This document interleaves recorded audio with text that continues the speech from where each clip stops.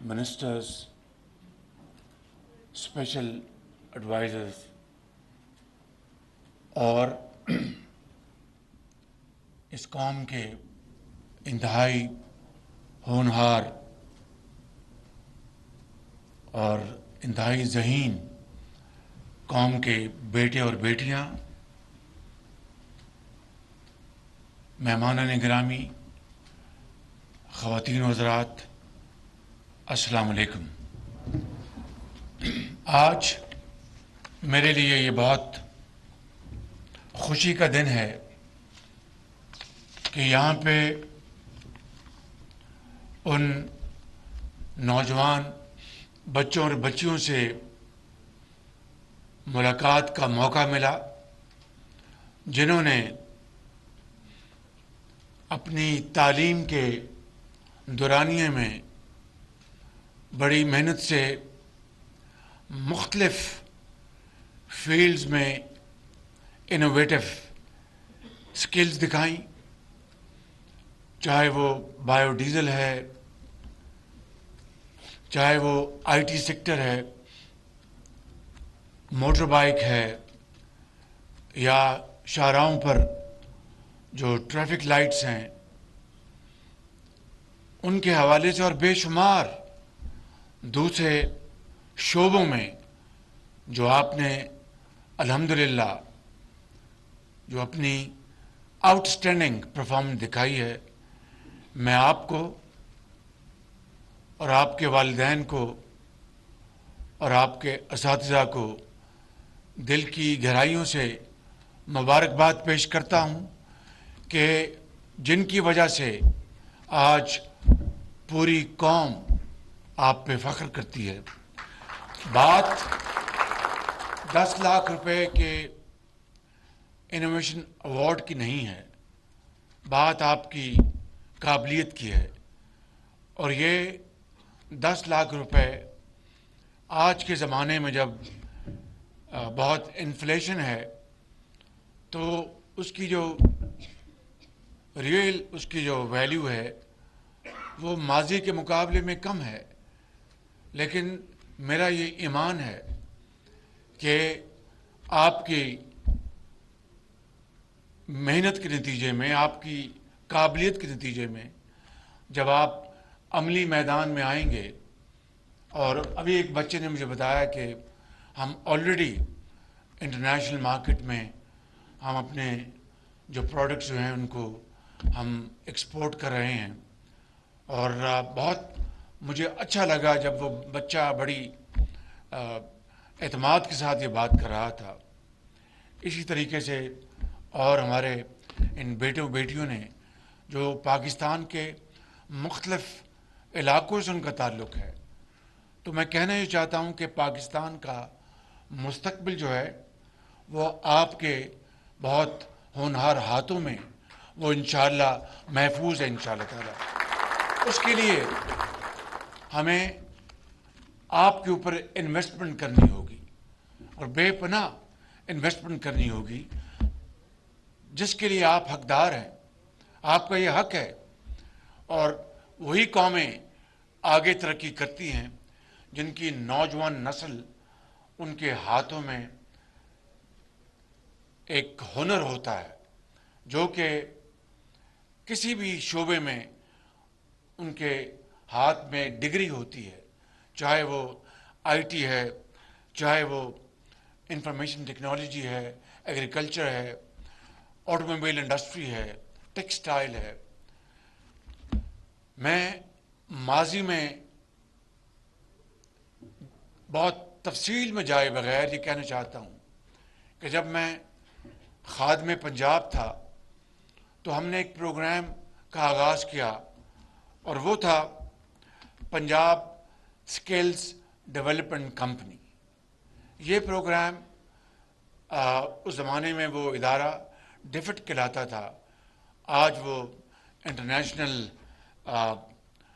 Development programme کسی اور نام سے ہے برطانیہ میں، اور پنجاب حکومت یہ 50% شیئر ہولڈر تھی، اور یہ جو بلینز آف روپیز جو ہم نے وہاں پر سپینڈ کیے، وہ برک اینڈ مارٹر میں نہیں تھے، بلڈنگیں نہیں بنائیں، مشینری نہیں خریدی، اساتذہ کو وہاں پر نہیں لے کے آئے، کیونکہ بلڈنگ بنانا، مشینری خریدنا، اس میں وقت لگتا ہے، اور اس میں اور بھی حکومتیں وہ انڈسٹری نہیں لگاتی. حکومتیں انڈسٹری لگانے کے لیے ایک کیٹلسٹ کا رول ادا کرتی ہیں، زراعت کو بڑھانے کے لیے فیسلٹیٹ کرتی ہیں، وہ ماحول پیدا کرتی ہیں اور اس کے لیے وہ وسائل مہیا کرتی ہیں. تو میں یہ عرض کر رہا تھا کہ وہ ہم نے پنجاب جو اسکل ڈیولپمنٹ کمپنی بنائی، it was not about brick and mortar. وہ ہم نے نوجوان بچوں اور بچیوں کے اوپر ہم نے انویسٹمنٹ کی، اور یہ جنوبی پنجاب سے پروگرام شروع ہوا. ہم نے کیا کیا کہ پاکستان کی پک آف دا پک کمپنیوں کو ہم نے سلیکٹ کیا، چاہے وہ ٹیکسٹائل میں، چاہے وہ ہوٹلئرنگ میں ہے، چاہے وہ آٹو موبائل انڈسٹری میں ہے، یا وہ سلائی کڑھائی میں ہے، یا آئی ٹی میں ہے.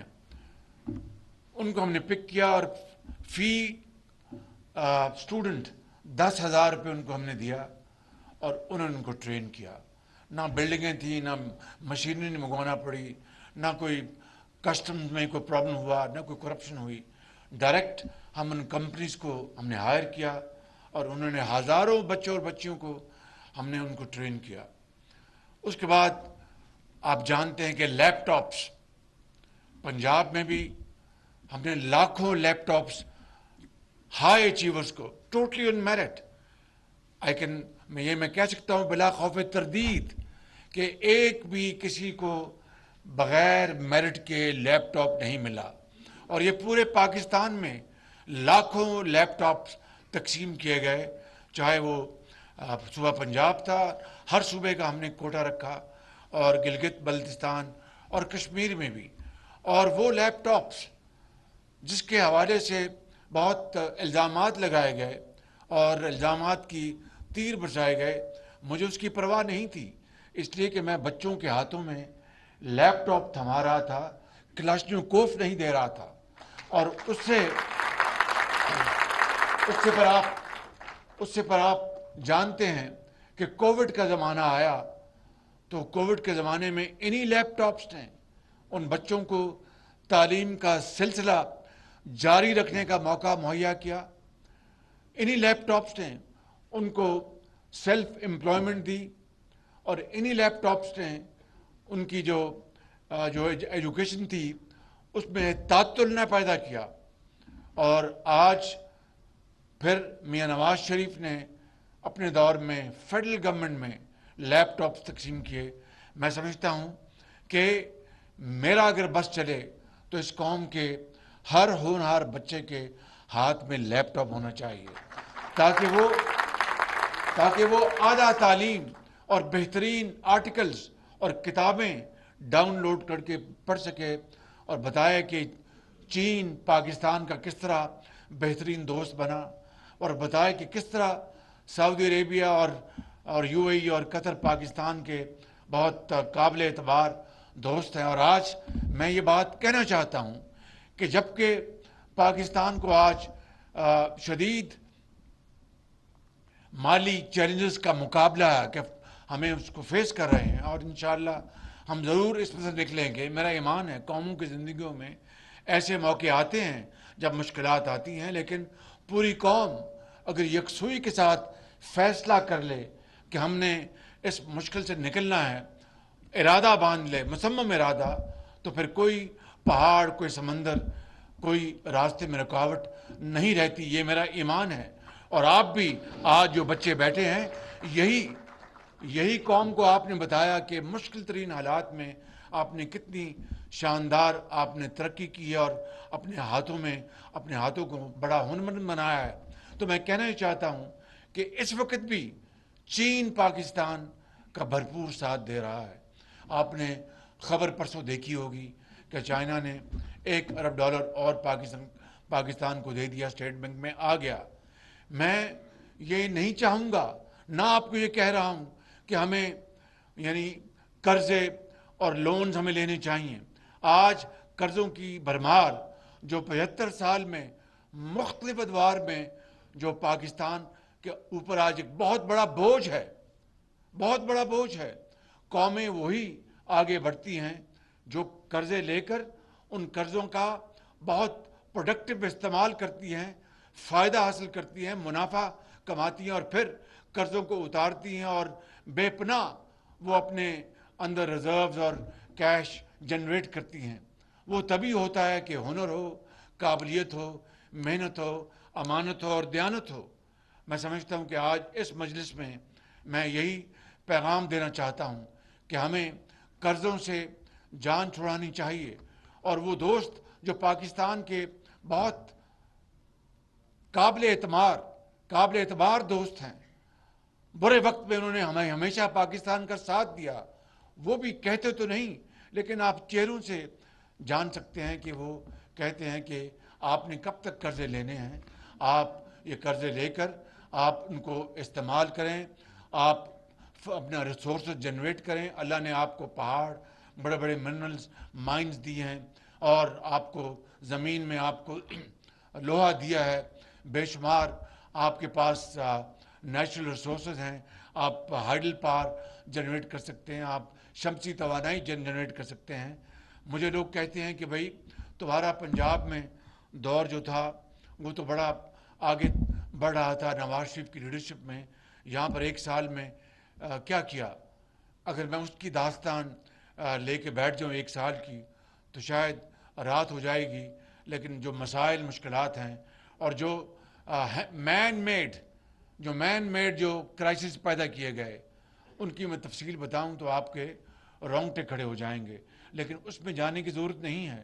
کہنے کا مقصد یہ ہے کہ قوموں کی زندگی میں اس طرح کے چیلنجز آتے ہیں.